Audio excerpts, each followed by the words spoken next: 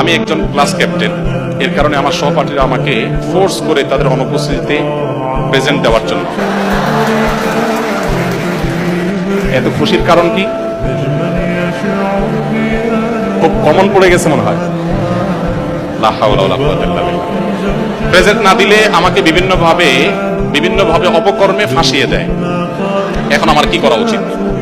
দেখুন, খুবই দুর্ভাগ্যজনক একটা ব্যাপার।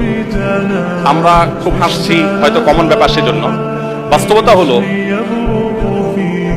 শিক্ষা জীবন থেকে বা ছাত্র জীবন থেকে কিন্তু আমাদের নীতি নৈতিকতার বিষয়গুলোতে আমাদের জিরো টলারেন্সে আসতে হবে।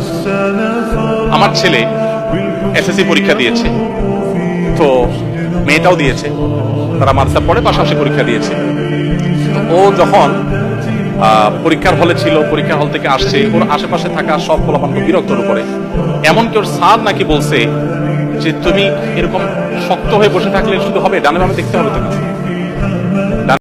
এরকম একটা পানসে বিষয় পরিণত হয়েছে, এমন একটা অপ্রাসঙ্গিক বিষয় পরিণত হয়েছে যে একজন শিক্ষার্থী তিনি অন্যায় করছেন, অন্যায়কে অন্যায় মনে করছেন না।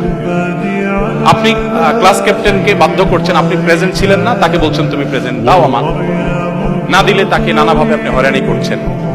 তার মানে আপনি যদি বড় হন, আপনি এদেশের একজন বড় দুর্নীতিবাজ হবেন। আপনি যখন ডাক্তার হবেন, সরি টু সে, আপনি একজন কমিশনখোর ডাক্তার হবেন।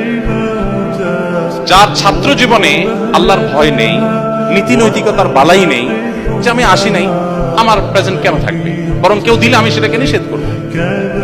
সেখানে আপনি যদি ফোর্স করেন, তাহলে মনে রাখবেন এই অনৈতিকতাই আপনাকে একজন খারাপ মানুষ হওয়ার পথে নিয়ে যাবে, আপনার অজান্তে, আপনি টেরও পাচ্ছেন। এই জন্য আল্লাহর ওয়াস্তে আল্লাহকে ভয় করবেন।